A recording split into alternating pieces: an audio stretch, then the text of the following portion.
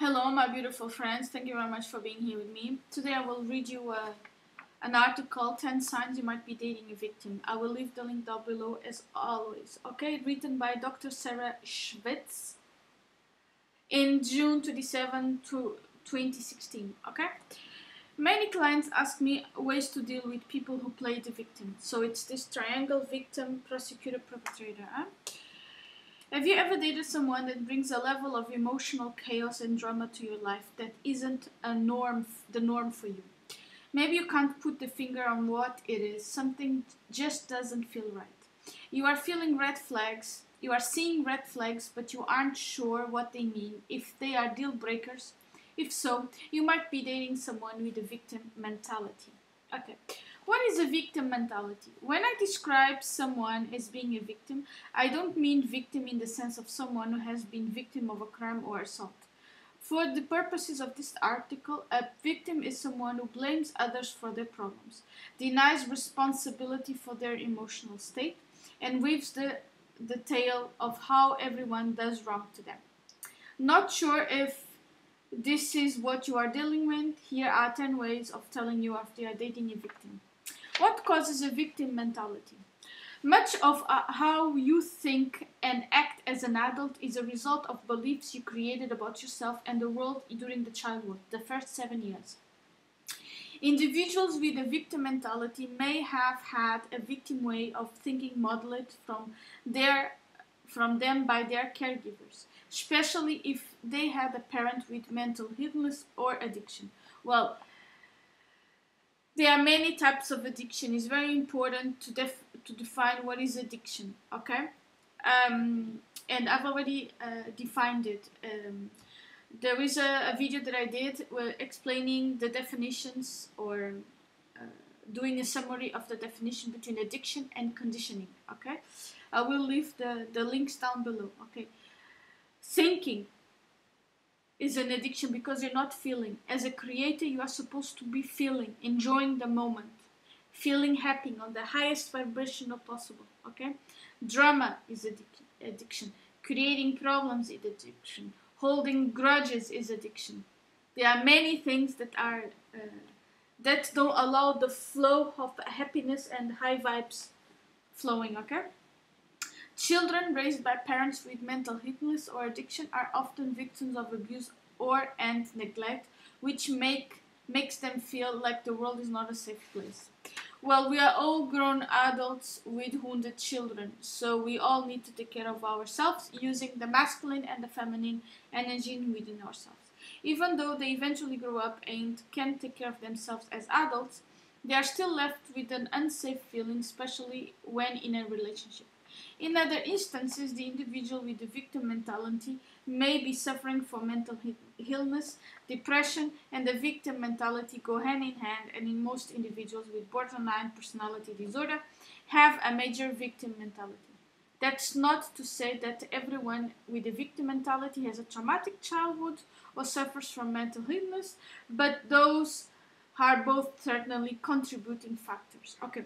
So basically, these people cannot align their thoughts, emotions, feelings, and actions in order to become creators of their own life. They feel like they're always swimming in misery and somebody needs to save them, to save them, They need a hero, Victim mentality in relationships. Number 1. Whenever they talk about their past relationships, you find yourself getting sucked into the story of how crazy their ex is and feeling bad for them. Even wonder how is it possible that all his exes were so awful, or nobody satisfies me. Maybe there is something that you can't satisfy yourself. You have to pay attention what are your unmet childhood needs to satisfy them yourself. I already made a video by that with the source from Peter Garland, okay? Probably they weren't. It's more likely it is that he gets upset about minor things that most people don't even consider to be problems, and he doesn't know how to effectively communicate frustrations in a way that a partner can hear and understand him. Odds are his ex probably wasn't as bad as he interpreted her to be, but because he wasn't done with the soul searching and the personal growth work post-breakup to get closure and take responsibility for his side of things, he just viewed himself as a victim. Reality. It takes two to start and end a relationship. Maybe his ex did act as crazy person, but what did he do to provoke it? Or how did he set himself up to miss the red flags? Did he cheat on him? Ask him why. A victim will tell you he doesn't know why. Someone who takes responsibility for the circumstances he creates in his life will tell you something like, I could have worked less and dedicated more time to her. She told she told me that is what she needed and I didn't listen. Fortunately, now I have learned that lesson. I don't make the same mistake with you. Which story makes you feel more secure at its current girlfriend? Yeah, we know. Victim mentality too. They never talk about what they did wrong in their past relationships or what they learned. Just what the other person did wrong. Okay? Well, people are in your life for a reason, a season, or a lifetime. So you have to be aware. You can only have people for a lifetime in your life if they are the independent self. If they become emotional or spiritual parasites, move on. Reality. You should learn a lesson from every relationship you have. People come into our life for two reasons. They are either blessing or a lesson. If they are an ex, they are probably of the lesson variety. You should learn something about yourself, how to be a better partner, and what qualities you are looking for in a partner for every relationship. If not, you just aren't being introspective and objective enough. You are too caught up in being the victim to realize the lesson and the potential growth in the experience. Victim mentality number 3. They don't have a good relationship with their exes because they are still holding on to past hurts. If your hurt partner gets angry or upset anytime he talks about his past relationship, he has not put the past behind him. He might think he has, especially if he has no longer sad or missing his ex. But if he was truly over all the hurt and anguish you put on him through, he would be able to take responsibility for his portion of the difficulties and let go of the emotions surrounding the breakup. Yeah, this is true. However, as we are all grown adults with inner child wounded in the children, and we have been in addiction and conditioning, so we are not we do not know what is your highest best self. We don't know how to behave every day with care. We do not know how to have in unisons the thoughts, the feelings, the emotions, and actions to be the highest best self, because being your higher self is something that we do not know. Okay, only by living alone, doing a couple of years, doing a very good introspection, being really honest and hard with ourselves in order to grow, we are able to realize this. But such as long this is not going to happen, this suggestion that she's giving,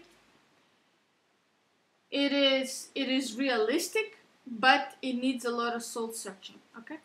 Reality. Not everyone can or wants to remain friends with their exes, but they could at least be able to talk to them without feeling angry or defensive.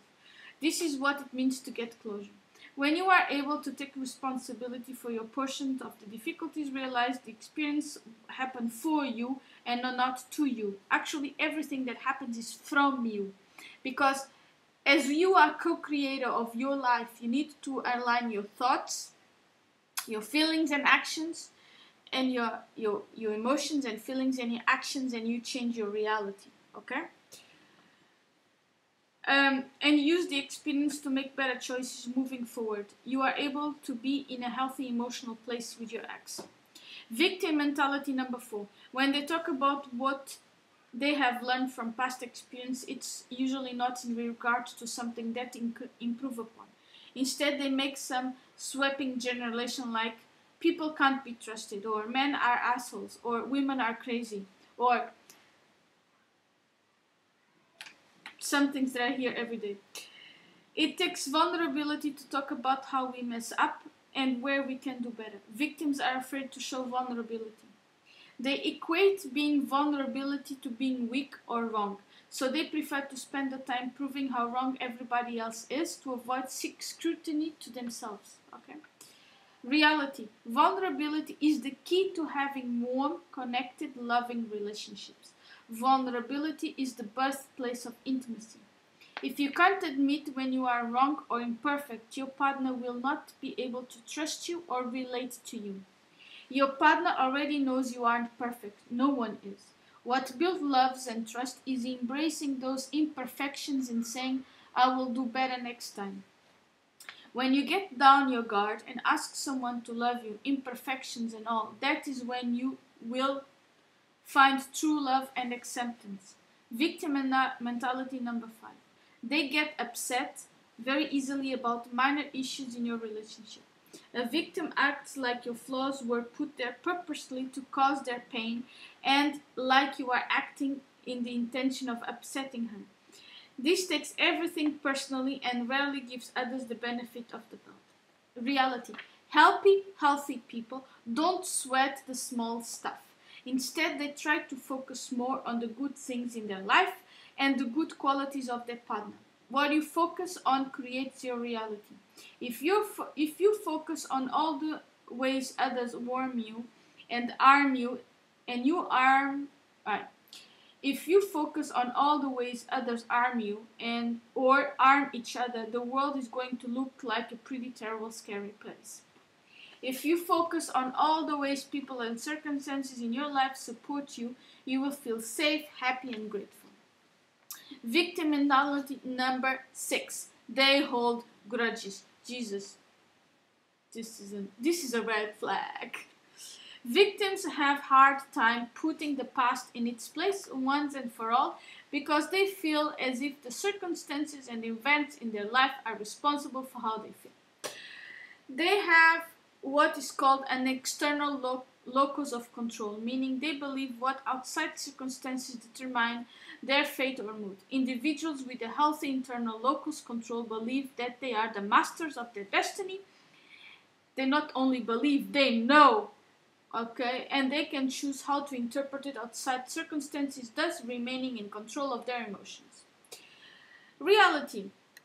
Life is too short to stay angry. Holding on to anger is like drinking poison and hoping the other person will die. It's toxic to you and to your relationship. If you are secure in yourself and your partner's love, you talk issues, resolve them, and move on. You realize that you are in control of your emotions and no one else is. The way you think about an event determines how you feel. Nobody can make you feel a certain way without your consent. You are a victim of your own circumstance, but a creator of your own reality. I've also made a video explaining the concept of or you learn by spirit or you learn by circumstance. It means that the more introspective you are, the more you will learn by spirit. So you will live more things in your life, more different experiences in more time or in less time, actually. So you live many different experiences along your lifespan. And the lower your vibration is that you have to experience and suffer, and you learn by circumstances, it will take you longer to learn your life lessons, and you will experience less events or less things in your life or less emotions in your lifetime, okay?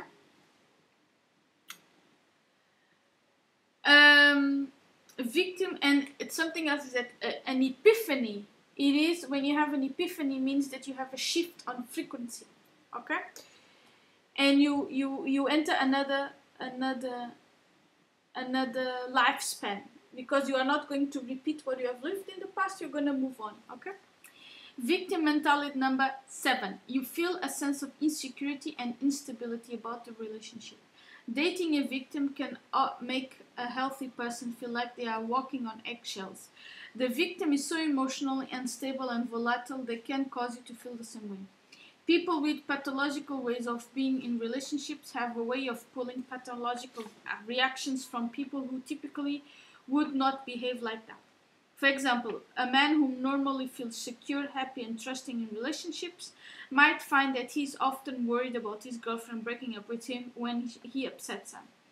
She is so used to an unhealthy relationship dynamic, she somehow pulls the reaction from an unhealthy counterpart until he hardly recognizes himself anymore. Reality. If you feel unhappy or uncomfortable most of the time in your relationship but still cannot leave for some reason, you might be taking on the energy of your victim partner. Victims spend much of their time in relationships feeling unhappy, anxious, and insecure, can often make their partners feel the same way. By trying to step back and assessing whether you really feel this way or if you are taking on someone else's stress. If you aren't like this, this is any other relationship. It's like a dynamic between you and your partner is causing these feelings. A break may be warranted to gain more clarity about issues. You also need to be careful about if you are an empath. Of course, you're going to assimilate other people's energies, and if you are enmeshed with them, you might even get their karma. So you have to be careful with that. Victim mentality number 8. You feel responsible for your partner's happiness. You hold back from saying things because you know it has sent them into a tailspin. Your mood is dependent on their mood, and if they are upset, you are scrambling to think whether you are responsible for the upset or not. This is similar to number 7 above, in that you start acting like a different person inside your relationship for fear of triggering the reactions of your partner.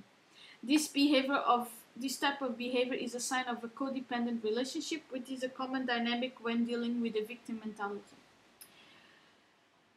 No one is responsible for anyone's happiness but their own. It is your job to make you happy, and your partner's job to make herself happy. When two happy people come together, they can form a happy, healthy relationship. When one partner relies on the other actions to determine their mood, they are setting themselves to be in a codependent or a victim.